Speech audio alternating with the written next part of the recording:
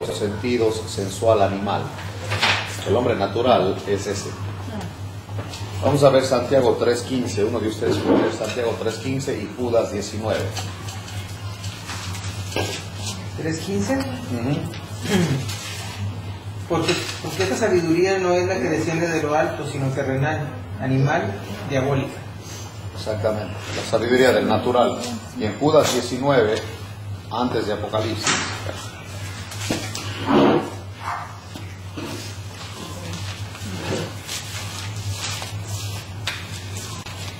una de las características del hombre natural básicamente es que no tiene el Espíritu Santo.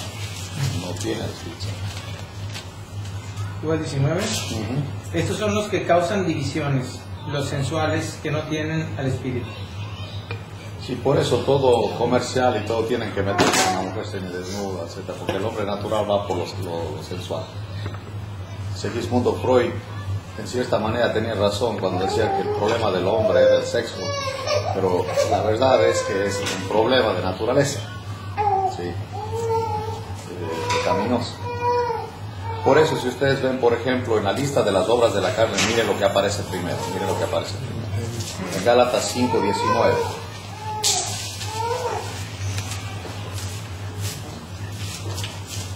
La característica del hombre natural es que no tiene el Espíritu Santo de Dios. Eso es porque es natural. No tiene el Espíritu. Y en el 5:19 dice: manifiestas son las obras de la carne, que son adulterio, fornicación, inmundicia, lascivia, que básicamente tiene que ver con problemas sexuales. Si el hombre natural tira para allá, jala para allá. Y lo que a mí me sorprende es que a veces he oído mujeres que dicen a un adúltero, dicen: es que es hombre. Es que es hombre. O el papá que le lleva a su hijo a un cabaret a que se junte con una ramera porque es hombre. O sea, ¿dónde en la cabeza se le mete esa idea de que tiene que iniciarle sexualmente a su hijo el papá? Pues el hombre natural todo ve por ahí. No puede comentar de una mujer que sea hermosa por su corazón o por su actitud, sino por el cuerpo. Y es todo lo que están enfocando, ¿entienden? Por eso la industria de la pornografía es tan lucrativa, porque apela a la naturaleza humana. El hombre natural va por ese lado. En Romanos 8:9 afirma que el que no tiene el Espíritu Santo de Dios no es de Cristo. Y es el problema del hombre natural. No es de él. Está muerto espiritualmente y todo lo ve terreno. Mas vosotros no vivís según la carne, sino según el Espíritu, si es que el Espíritu de Dios mora en vosotros. Y si alguno no tiene el Espíritu de Cristo, no es de él. Luego en 1 Corintios 12:3, este es uno de los versículos claves para el natural. 1 Corintios 12:3.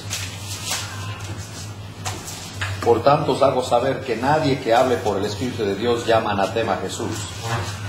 Y nadie puede llamar a Jesús Señor sino por el Espíritu Santo. Jesucristo dijo: yo soy el camino y soy la verdad y soy la vida. Nadie viene al Padre sino por mí. ¿El hombre natural es cristiano? No. Nadie puede ser llamado cristiano si no tiene una relación correcta con Dios a través de Jesucristo. O sea, el que decide quién es cristiano no es el hombre, sino Dios. Y cómo Dios ve al hombre, si no tiene a Cristo, al Espíritu Santo, no es de él. El hombre natural no tiene una relación correcta con Dios, aparte no conoce a Dios. Por si ustedes ven, la definición de la salvación está en Juan 17:3. ¿Qué es la salvación? El Señor definió de esta manera: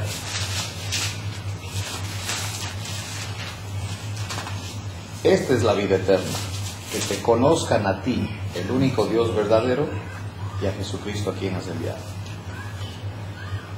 Así que no hay comunión con Dios y ni siquiera conocimiento de Dios en el hombre natural. Por eso el hombre natural, el Dios del hombre natural, es de su imaginación.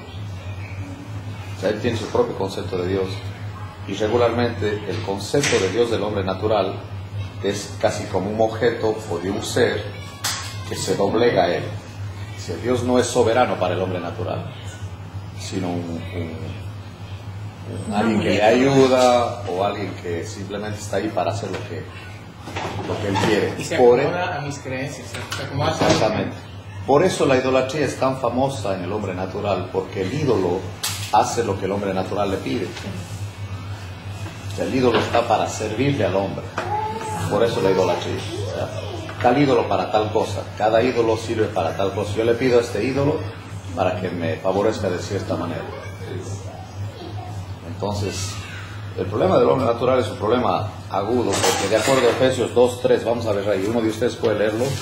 El problema del hombre natural es un problema de naturaleza, entonces está muy difícil arreglar eso. Es un problema profundo. El hombre natural rechaza lo del Espíritu. Es Efesios 2:3. Dice, entre los cuales también todos nosotros vivimos en otro tiempo, en los deseos de nuestra carne, haciendo la voluntad de la carne y de los pensamientos, y éramos por naturaleza hijos de ira, lo mismo que los demás. Sí, el problema del hombre natural es un problema de naturaleza, y está bajo la ira de Dios por el pecado. Dios es justo y Él demanda perfección. El hombre natural está perdido. Ahora, no quiere con Dios, es anti Dios, y encima de eso no puede entender nada espiritual. Si el Espíritu Santo no entra en el cuadro, él nunca lo va a ver.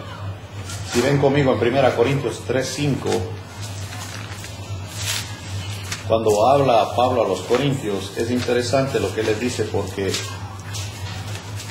él fue el que llevó el mensaje. 1 año y medio estuvo ahí con ellos, y dice en el 3:5, ¿qué pues es Pablo y qué es Apolos? Servidores por medio de los cuales habéis creído. Si yo me quedo ahí en el versículo, entonces básicamente era Pablo y Apolos los que lograron que esa gente se convirtiera. Pero no, lo que sigue dice, y eso, según lo que a cada uno, ¿qué? Nosotros no fuimos, eso fue una obra del Señor. Y es lo que el Señor dice en Juan 6:44, que nadie viene a Él a menos que el Padre lo traiga. Y yo lo resucitaré en el día postrero, dice Él. Vamos a ver la actitud del hombre natural hacia Dios. Vamos a leer algunos versículos. Gálatas 4:8. Por eso el rechazo de nuestros parientes o amistades que no son del Señor es agudo o a veces agresivo. Por eso. El 4:8, uno de ustedes puede leer Gálatas 4:8. Dice, ciertamente en otro tiempo, no conociendo a Dios, servías a los que por naturaleza no son dioses. No conociendo a Dios. Entonces el hombre natural no conoce a Dios. Uno puede decirle claramente a una persona que no conoce del Señor Jesucristo que él no conoce a Dios. ¿Sí? Uno puede decirlo. En Juan 14, vamos a ver ahí, le hacen una petición al Señor, y la respuesta de él es impresionante. Dice él, el 14:8, y podemos ver hasta el 12, uno de ustedes puede leer, 14:8 al 12.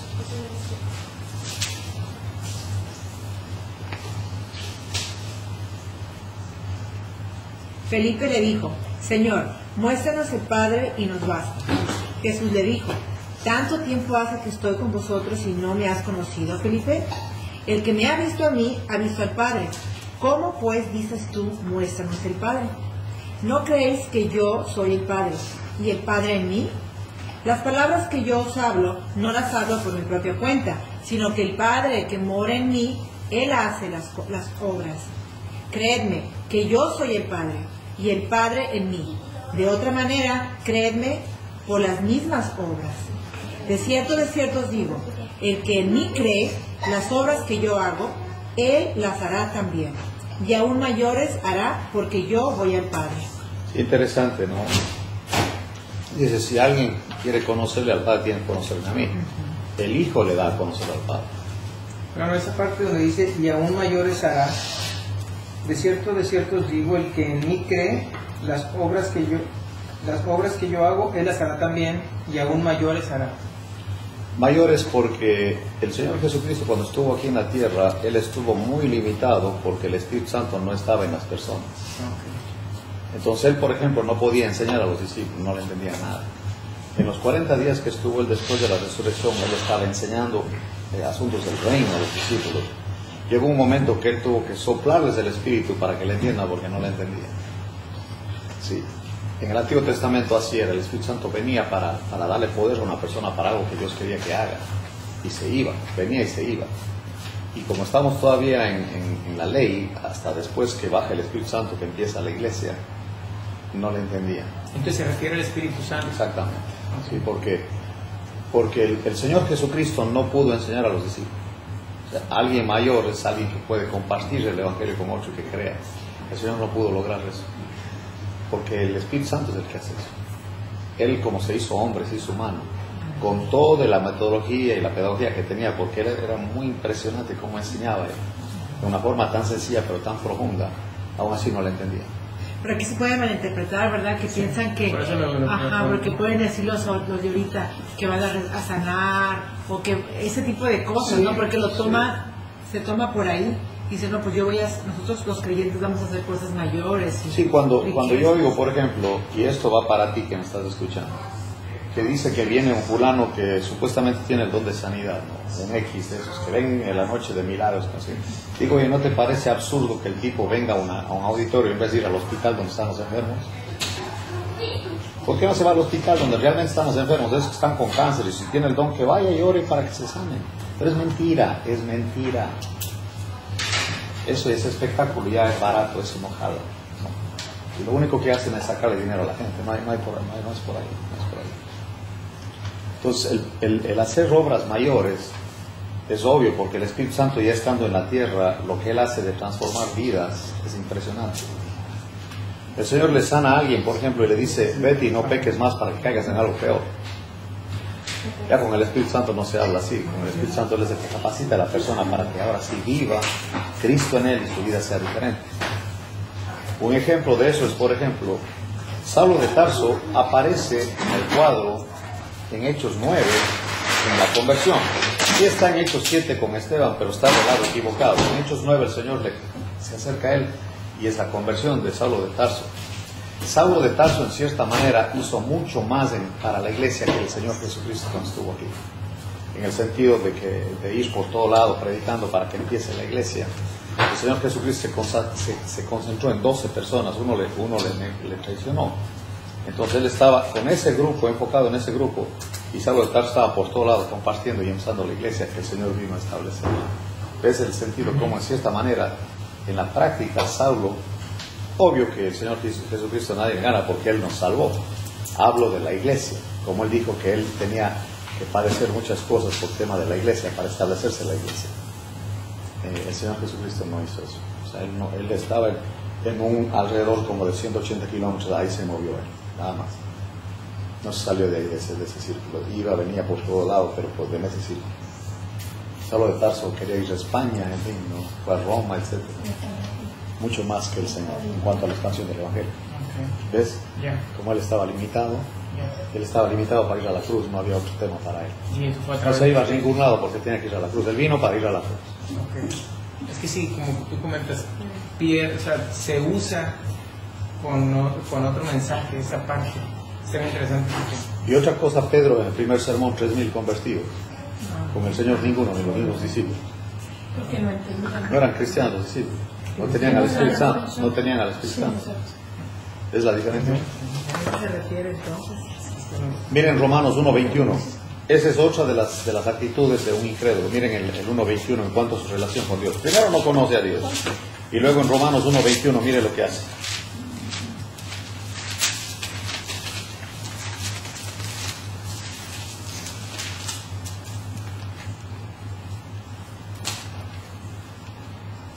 Pues habiendo conocido a Dios, no le glorificaron como a Dios, ni qué. Y le dieron gracias. Si el inconverso, el natural, no le da gracias a Dios. Si ustedes hablan con alguien que tiene dinero y dice, bueno, si yo le digo, bueno, dale gracias a Dios, ¿qué Dios ni qué nada? Dijo, yo he trabajado para esto, no metas a Dios aquí, yo he hecho esto. Tan tremendo. O gracias a la vida, la canción esa famosa. Sí, una vez le dije a una amiga, bueno, me está diciendo que iba a ir a India y acá y acá. Y dije, claro que sí, si Dios quiere vas a poder hacer todo eso. Y dijo, no, amiga, si Dios quiere, no, lo voy a hacer. Y dije, o sea... Son gente como... Sí. No era yo, ¿verdad? No, es que sí, Creo que sí, sí, y dices tú, qué fuerte, porque así con una soberbia. Ahí está Nabucodonosor y toda la gloria de él, 7 años como bestia, literal. Se pasó 7 años nomás para aprender una lección, que Dios es el Señor, ¿no? Así que no le dan gracias. Romanos 3:11, miren, no tiene ningún deseo de Dios. En Romanos 3:11, ¿qué dice? 3:11. No hay quien entienda, no hay quien busque a Dios. No le interesa, no tiene ningún deseo de Dios. No, el tema de Dios, ¿a qué me importa ese tema? Primera de Juan 4:10, mire lo que dice ahí. Eso estamos viendo las características del natural, o sea, en cuanto a Dios, cómo se siente, cómo piensa, cómo actúa con Dios del hombre natural. En primera de Juan 4:10, que en él cree no es condenado, pero el que no cree ya ha sido condenado, porque no ha creído en el nombre del unigénito Hijo de Dios. Y más todavía, no teme a Dios. Miren lo que dice Romanos 3:15.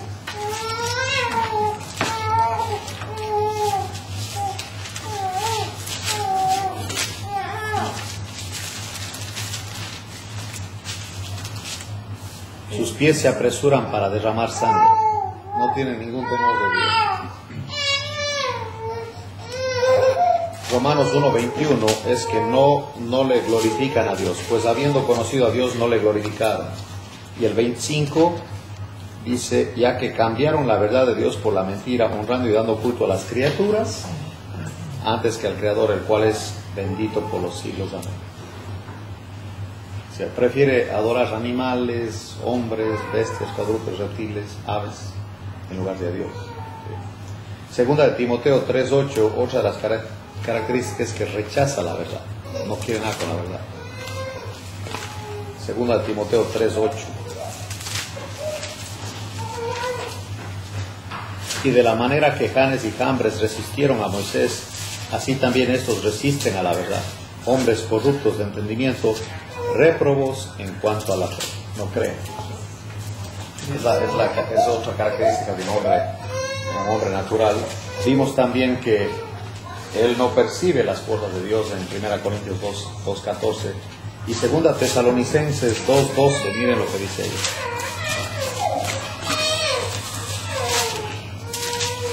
Segunda a los Tesalonicenses 2:12.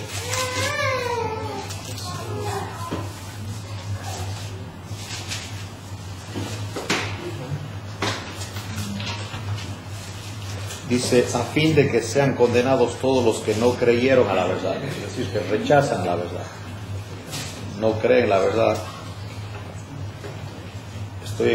sino que se complacieron en la injusticia. Segunda de Tesalonicenses 2:12. Segunda de Tesalonicenses 1:8, uno de ustedes puede leerlo. Llama de fuego para dar retribución a los que no conocieron a Dios ni obedecen al Evangelio de nuestro Señor Jesucristo. Qué interesante, dice, ni obedecen al Evangelio de nuestro Señor Jesucristo. Ellos no tienen ninguna intención de hacerlo. Y en Romanos 5:10, enemigos de Dios. Eso es lo más grave, ¿no? Como son enemigos de Dios, automáticamente se ponen como enemigos de nosotros. En 5:10 de Romanos.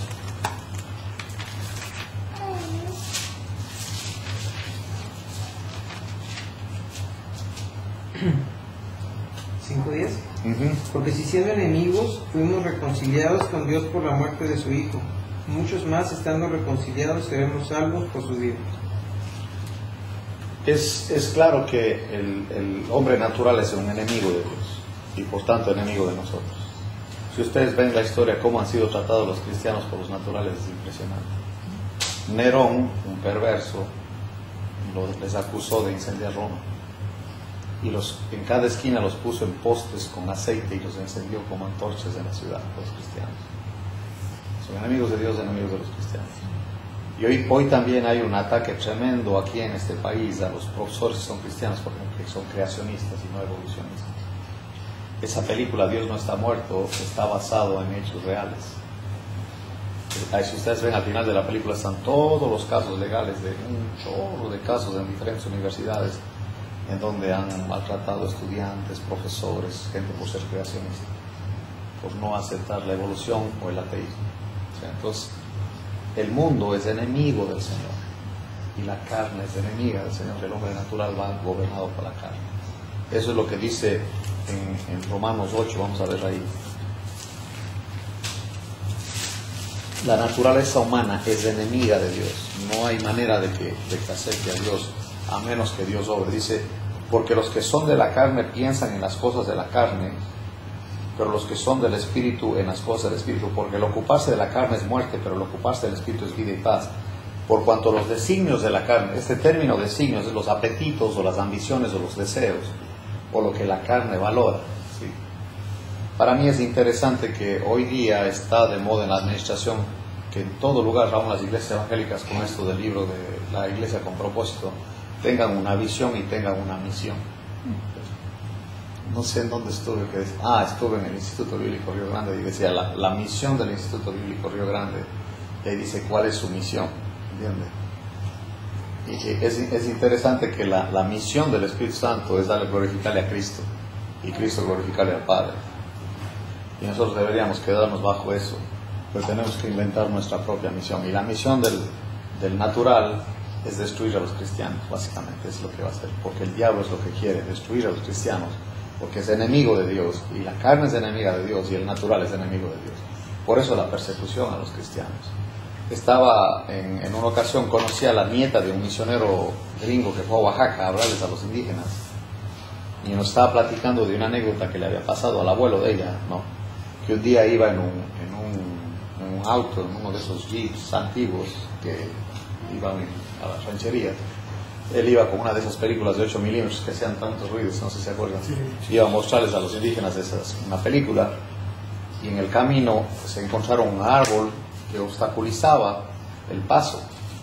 Entonces él no pudo pasar y no iban a mover el árbol. Entonces se dio la vuelta y se fue. Pero al cabo de los años, uno de los protagonistas del evento del árbol le dice a ella, ya después de años, ya el cristiano, le dice, oye, ¿te acuerdas cuando fuiste con tu abuela y estaba el árbol en media carretera tirado? Sí, nosotros lo tiramos, dice, y nosotros teníamos machetes para matar a tu abuela. Pero nos asustó ver en el jeep de él, en el auto de él, a soldados del ejército. Y dice la muchacha, mi abuelo nunca ha llevado soldados, eran ángeles, los protegieron, por eso no les hicieron nada. Sí, la enemistad es bien agresiva. Yo mismo tengo que experimentar burlas a veces, ¿no? Pero hay una manera de mostrarle que no hay razón de que deben burlarse. Pero lo normal es siempre encontrarse con gente ignorante que no puede debatir, y entonces se burlan. Y eso es tremendo, tremendo. Pero el hombre natural es enemigo del Señor, y ese es, uno tiene que entender eso, que el pleito no es con nosotros, es con el Señor. Y la relación que tienen con Dios, nula, no hay ninguna relación. Y cuando están en un problema, dicen, a mí Dios no me oye. Estoy viendo una canción que dice, nadie me quiere, y no más falta que diga, nadie me pela.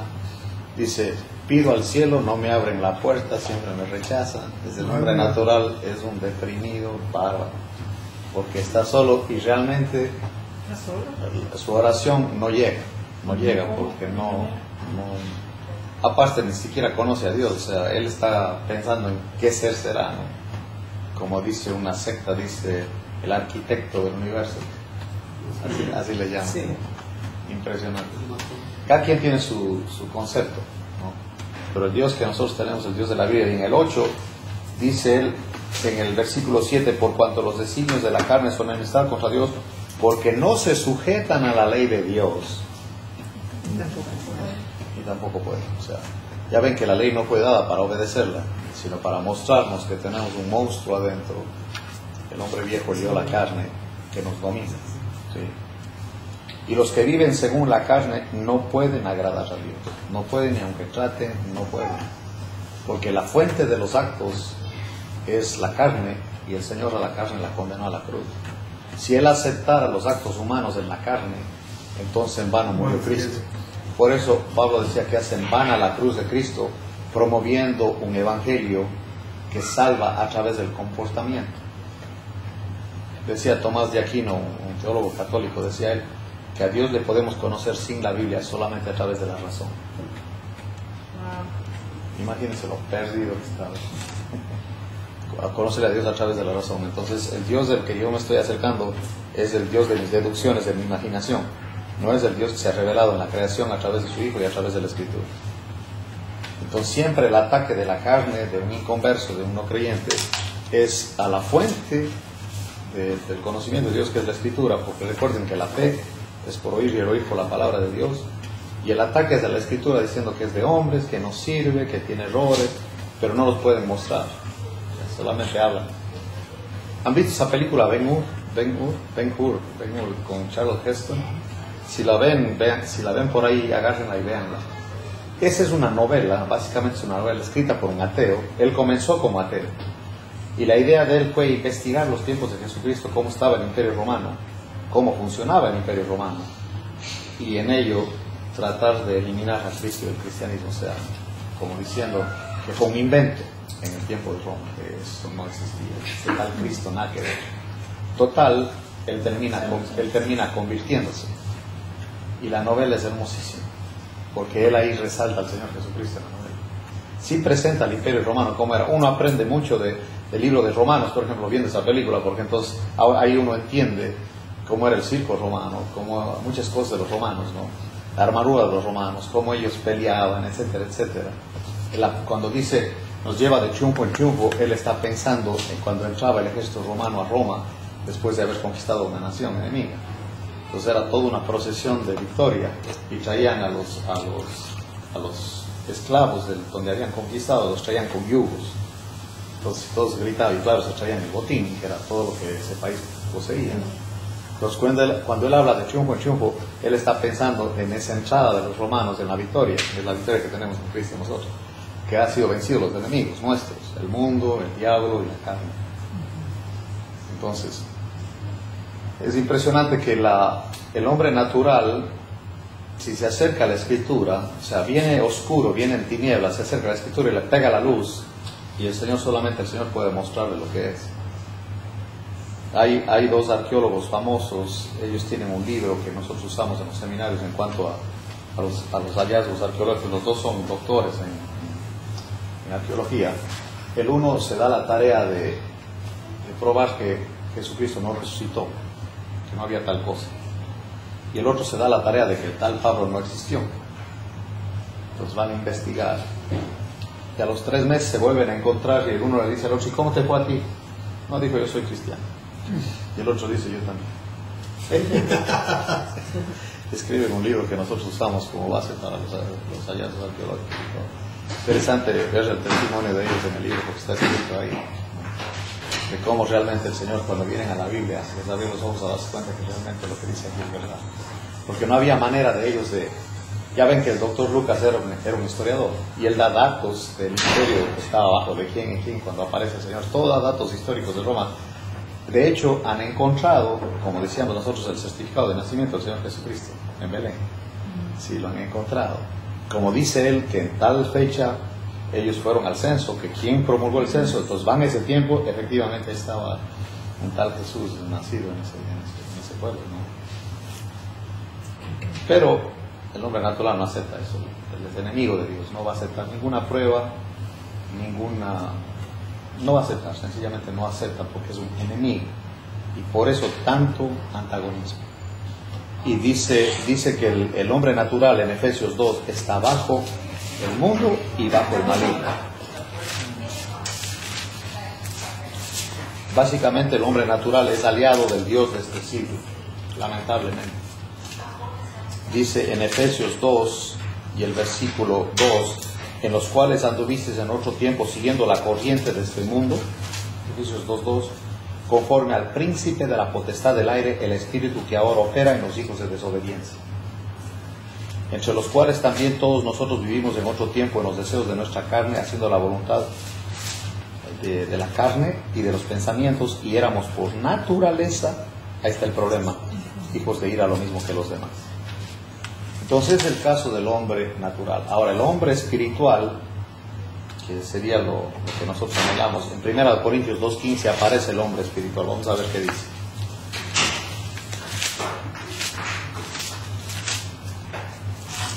En cambio, el espiritual juzga todas las cosas, pero él no es juzgado de nadie. La palabra que usa aquí de juzgar no es la palabra de juicio y condenación, sino es la palabra de examinar. Él examina todo, y a él no le examina a nadie. De hecho, cuando ustedes ven en Gálatas 5, al final de las gracias del fruto del Espíritu Santo, dice: contra tales cosas no hay ley. Sí, a un espiritual no hay quien le juzgue. Contra tales cosas no hay ley. No hay manera de juzgarle, porque es la obra del Espíritu Santo. En Gálatas 6:1, miren lo que dice ahí. En Gálatas 6:1. Uno de ustedes, por favor.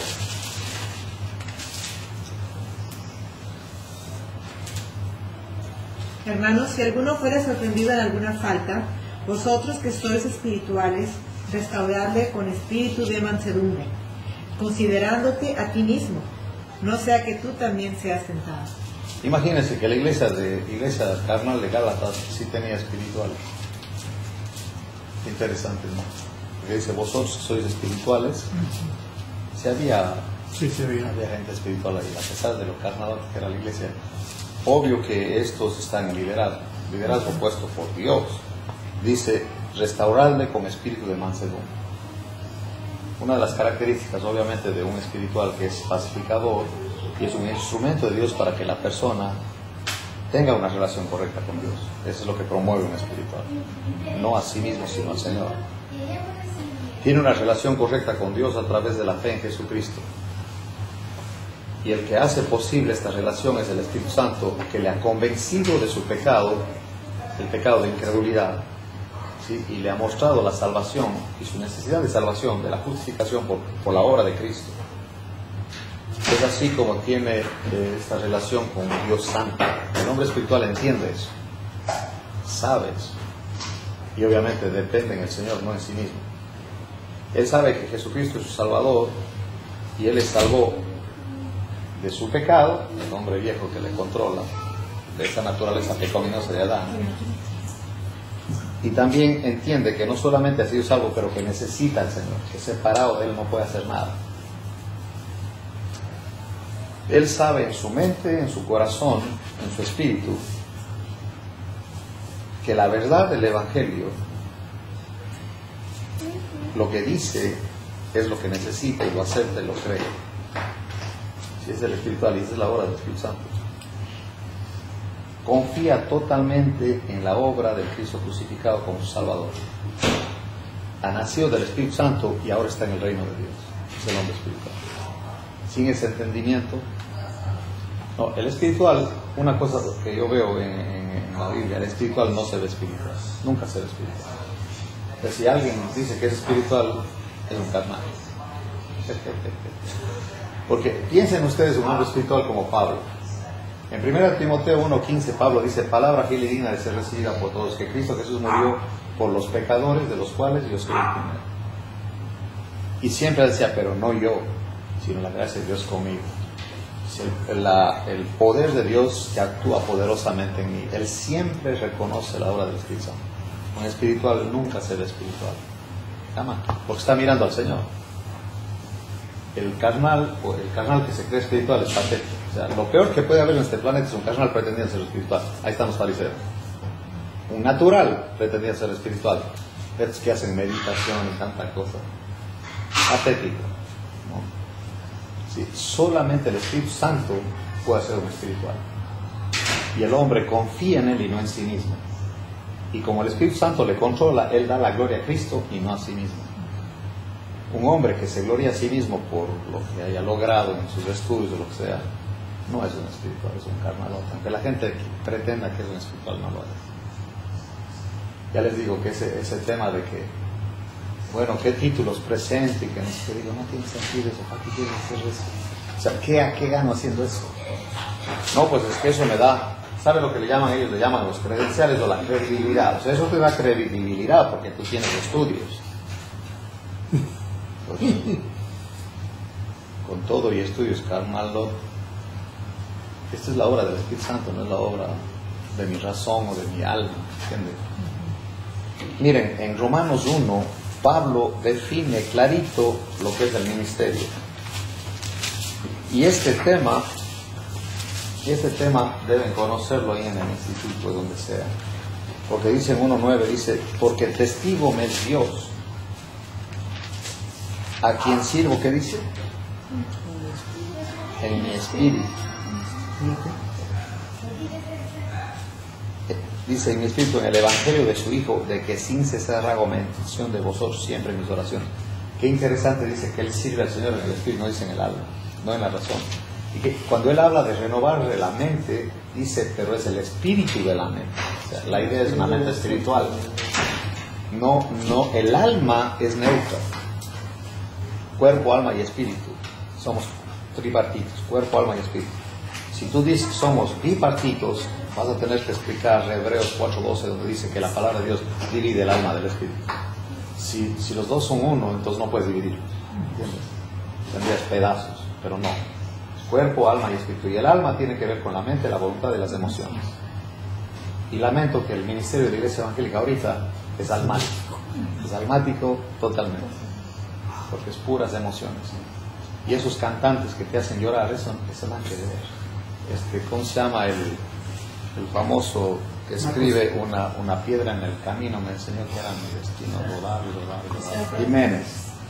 No, pues dicen que él se inspiraba cuando estaba borracho. O sea, nomás escribía las canciones, estaba borracho, sí dicen. ¿Y qué canciones, y eso de que hay muchas canciones. La vida no vale bien borrachote. No, él se inspiraba supuestamente, se dan unos tragos. Sí, murió de eso. Murió de eso. Ahora, características del hombre espiritual. Primero, que aceptó, que crea el Evangelio de Jesucristo Salvador, es lo primero. Segundo, ha rendido su vida y el control de su vida al Señor. Ese es un dato muy importante. Tercero, se ha apropiado de la vida de Cristo. Ese es el tema que nos toca ver en lo que sigue. ¿Cómo es esto de la apropiación? La identificación es una cosa. Está la condenación, está la justificación, está la identificación, está la apropiación, la santificación y luego la consagración. Todo lo que termina en Sion. Sí, ese es el orden. Escuchen esto. La condenación de Romanos 1:3, la justificación 4:5. Luego viene la identificación, que lo que le pasó a Cristo nos pasó a nosotros. Luego viene la apropiación. Te apropias de esas verdades, entonces entras en la santificación, que es el reposo. Y luego la consagración, de Romanos 12. Pues básicamente. Y luego la glorificación. Exactamente, la glorificación. ¿Por qué? Porque la consagración no es otra cosa sino venir a Dios dispuesto, pero ya no en esfuerzo sino en Cristo. Por eso es un sacrificio santo, vivo y agradable a Dios. Santo por la santidad de Cristo y porque el Espíritu Santo mora ahora en el creyente. Vivo por la nueva vida que tenemos en Cristo. Y agradable a Dios porque es por medio de Jesucristo. Es la verdadera consagración. Todo eso de la el lloriqueo y todo eso que yo veo a veces, eso no es la consagración. Yo les he explicado lo que es la consagración. Imagínense el yo consagrado. ¿Cuánto dura la consagración del yo? Hasta que se acabe el show. Sí, se acaba el show, se acaba la consagración. Yo siempre me acuerdo de este muchacho en la iglesia donde yo iba cuando era muchacho, que él está llorando a frente en el altar. Decían que no es el altar, es una plataforma, eso no es el altar. Ya no tenemos altar, en el altar se hacían los animales, ya no tenemos eso. Ya no tenemos templos tampoco, el templo ya fue destruido en el año 70. Pues está adelante llorando y dice, Señor, si quieres mandarme al África, mándame, según él está consagrando. En ese momento, ¿verdad? No, pues yo con envidioso, pues digo, este tío está bien consagrado, claro, yo quisiera ser como él, ¿no? Que está dispuesto a irse donde Dios quiere, lo que sea. Yo digo, yo tengo mis reservas, y yo pensando, ¿no? Y ya termina, y cuando nos estamos despidiendo en la iglesia donde yo iba, los miércoles había reunión de oración, y era típico eso, ¿no? Algunos todavía tienen eso. Eso está escrito en piedra, que el miércoles hay reunión de oración. Gente nunca ni se ora ni siquiera. Se hace otras cosas. Y le digo, oye, te veo el miércoles en la reunión de oración y me dices si no llueve. Dije, este cuate no le doy la consagración en 3 minutos. En África, pues. Pero si llueve, no. Si llueve ya no viene, porque se derrite, o sea, ya no puede salir, si llueve ya no viene. Híjole, yo dije, a ver, aquí algo no he entendido, ¿de qué se trata esto? O sea, el consagrar, y lo peor es que yo he visto gente que todos los domingos se consagran. Digo, cálmense ya, no es por ahí. Además necesitas hacer eso. El Señor te escoge y Él te consagra, Él te trae, porque tiene que ser la obra del Espíritu Santo, si no, no va a funcionar. Y todo ese manipuleo emotivo de esos predicadores modernos no sirve porque no le prepara a la persona para nada, nomás para hacerse como dependiente de esas experiencias religiosas, como que ya le hace falta, como me dijo a mí un tipo que supuestamente es líder en su iglesia, ahí se tiran al piso. Digo yo, se tiran al piso porque si no te tiras no eres espiritual. Y entonces este dice, ya me hacía falta una tirada al piso, dice, porque ya necesitaba un poco de la unción, no sé qué. Digo, ay, no lo puedo creer este cuadro. O sea, ¿de qué estás hablando? Ser payaso. Y ella me hacía falta tirarme, dijo, ya se tiró ella. Me puedo dar. Me ayudó mucho, dijo, para aliviarme de las cargas que traigo que tirarme al piso. Ay, qué cosa. Digo, es que eso no tiene nada que ver. El hombre espiritual, habiéndose apropiado de la crucifixión y la resurrección y la glorificación de Cristo, Cristo es su Salvador, su Señor, y su vida, vive una vida santa delante de Dios. Pero esa es la obra del Espíritu Santo, no es del humano. El centro y la vida de esta persona es Cristo. Esa es la clave, y Él controla su vida. No hay otra manera. Es un espiritual. Jesucristo domina sus pensamientos, sus afectos, su manera de hablar, su voluntad y sus acciones. Ha llegado a ser participante de la naturaleza divina. Así que adentro hay dos naturalezas, la espiritual y el hombre viejo, por supuesto, pero el que manda es el Espíritu Santo. Él controla su vida, es un espiritual. Así que no es algo humano, es sobrenatural. Él está vivo para Dios y muerto para el pecado y para el diablo, y para el mundo y para el diablo. Sirve con gozo, reconoce y se somete a la soberanía del Señor Jesucristo. No tiene ningún problema, es un espiritual. El natural y el carnal no van a hacer eso. Cristo es real y precioso para el hombre espiritual. Él es real. Ama, sirve, adora y glorifica al Señor, no a sí mismo. Y esta condición que tiene no es de sí mismo, es verdadera porque todo está rendido a la influencia y a la operación del Espíritu Santo. Ahora, el que le da capacidad y el que reproduce la vida de Cristo en él para recibir y para compartir el amor de Cristo es el Espíritu Santo. Está lleno del Espíritu Santo. Cuando el Espíritu Santo le llena a un espiritual, le llena de Cristo. Ese es el tema. Si cuando el Espíritu Santo nos llena de Cristo. Su vida refleja y manifiesta el plano superior. Y finalmente hablemos del hombre carnal. Vamos a Corintios 3, 1 al 4.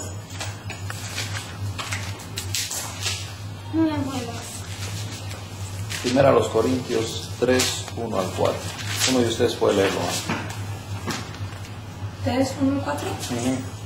De manera que yo, hermanos, no pude hablaros como espirituales, sino como carnales, como a niños en Cristo. Os di a beber leche y no vianda, porque aún no erais capaces, ni sois capaces todavía, porque aún sois carnales. Pues habiendo entre vosotros celos, contiendas y disensiones, ¿no sois carnales y andáis como hombres? Porque diciendo el uno, yo ciertamente soy de Pablo, y el otro, yo soy de Apolos, ¿no sois carnales? Sí, el carnal se mueve en dos esferas. Tiene que saber eso. Es el natural y el espiritual. Él está en el medio. Él tiene una relación con Dios por Cristo, porque ahora es hijo. No más que no entiende ni su posición la posición nueva que tiene, ni tampoco la condición. Y no hay apropiación. Entonces, el hombre carnal en su comportamiento es como un inconverso. Pero el problema del hombre carnal es que tiene el Espíritu Santo adentro, que le da orgullo y ya no se aguanta. Es como me dice un carnalote, me dice a mí, dice, es que no me hallo, dice. En el mundo no me hallo porque no me siento bien, y en la iglesia tampoco. Es que en el mundo el Espíritu le da orgullo y dice, ¿qué haces tú aquí? Y en la iglesia se siente hipócrita. Entonces no se halla. Y yo he conocido carnales con deseos de suicidarse. Se deprimen. Exactamente. Sí, porque si el mundo le rechaza, ya, y yo en la iglesia, pues, tampoco me juntan, entonces ya estás sin nada. El Espíritu Santo está entristecido, está apagado en el carnal. O sea, y obviamente la lucha del carnal no es contra el diablo. Eso sí tienen que entender.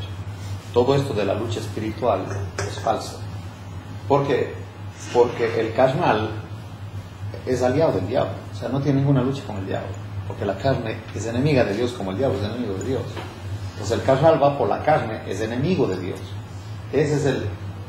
Yo recuerdo en Houston, estábamos en un campamento y ya terminamos, yo siempre comparto ahí, pero ya terminamos.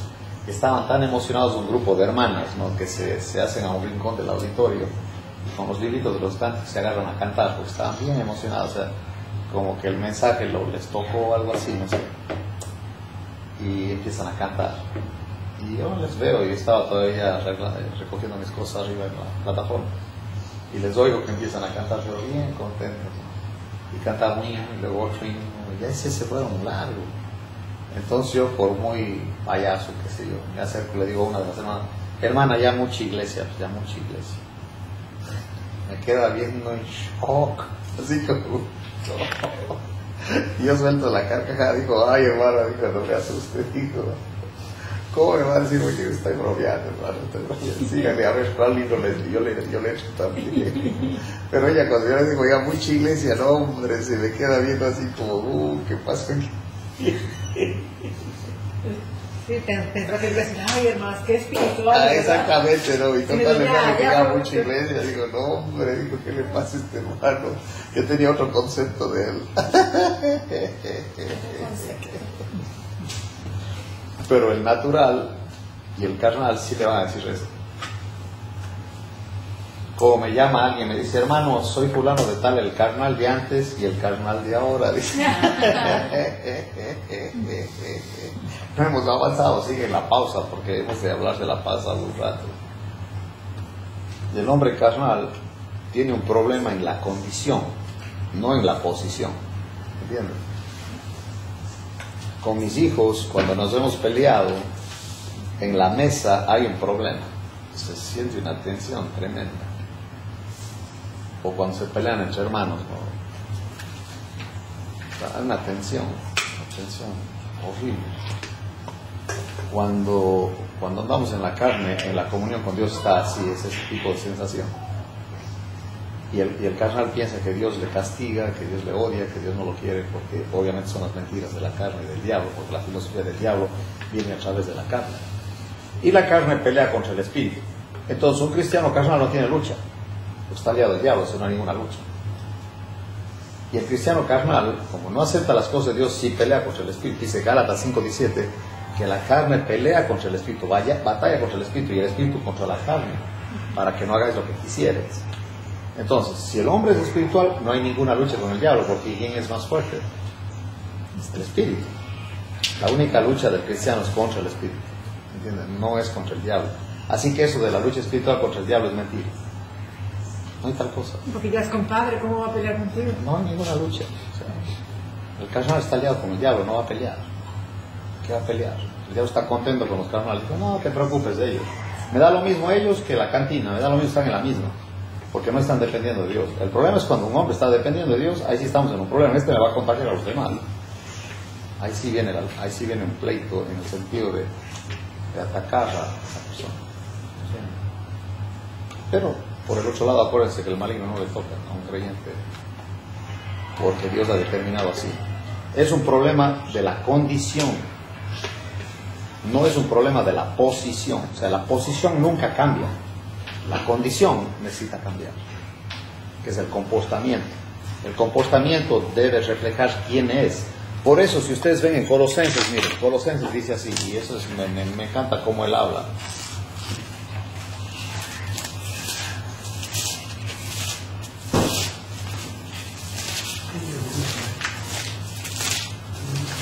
En Colosenses 1, vamos a ver ahí.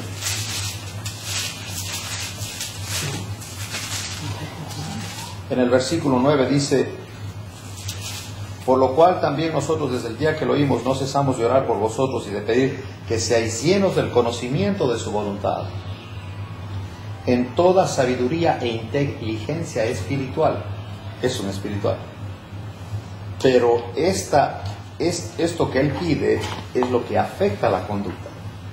Al conocer su voluntad y al tener sabiduría e inteligencia espiritual, básicamente el creyente conoce quién es, qué es lo que Dios quiere para él, dónde está el poder, conoce su posición, quién soy ahorita, y eso afecta sus condiciones, cómo vive, porque dice, para que andéis, y tiene que ver con el comportamiento, como es digno del Señor, ahora reflejándole al Señor, agradándole en todo. En la carne no lo va a hacer, porque la carne es enemigo de Dios y no agrada a Dios. Llevando fruto en toda buena obra, eso lo produce el Señor, y creciendo en el conocimiento de Dios. Es el tema del espiritual. Nunca ha llegado, nunca va a llegar. No que yo ya lo he alcanzado, decía Pablo, sino que prosigo a la meta. Como les digo, el espiritual nunca se va a ver espiritual. El carnal sí, porque se compara con los demás y él sí acepta el título cristiano del año. Un hermano decía en el estudio, hombre, pues yo como nosotros, yo estoy en el mensaje, pues bien padre, porque en el trabajo me comparan con otro que también es cristiano, nos comparan a los dos, y no, hombre, el otro nada que ver. Se te queda, ¿cómo? El otro nada que ver. O sea, nada que ver, o sea, lo comparan conmigo, pues nada que ver. Y yo me quedo, ¿what? O sea, él ya llegó, él ya nada que ver. Nada que ver. La característica del carnal es total derrota y desánimo. Es el problema del carnal. Y ahí vamos a terminar, porque aunque no me crean, ya estuve hablando una hora, sí, más de una hora. Vamos a orar. Señor, quiero agradecerte porque eres fiel, eres bueno y misericordioso con nosotros. Gracias porque tenemos suficiente instrucción en cuanto a lo que tú anhelas, lo que tú deseas. Es realmente que dependamos en tu Espíritu, que estemos unidos a Cristo en total sujeción y sumisión a Él. Tú eres el que lo hace, Señor. Tu Espíritu Santo es el que nos enseña y nos va transformando cada vez más a la imagen de Cristo. Calladamente, quietamente, pero constantemente y consistentemente está obrando, y eso es maravilloso. Muchas gracias, Señor. Gracias por tu palabra, porque en ella tenemos la dirección que necesitamos. Obviamente queremos ser personas espirituales, pero también entendemos que el crecimiento lo das tú, menos de nosotros y más de ti, y la gloria toda es tuya, Señor. Tú te llevas toda la gloria que mereces. No hay nadie como tú. Oramos en Cristo Jesús. Amén. ¿Tiene que subir este estudio, hermano?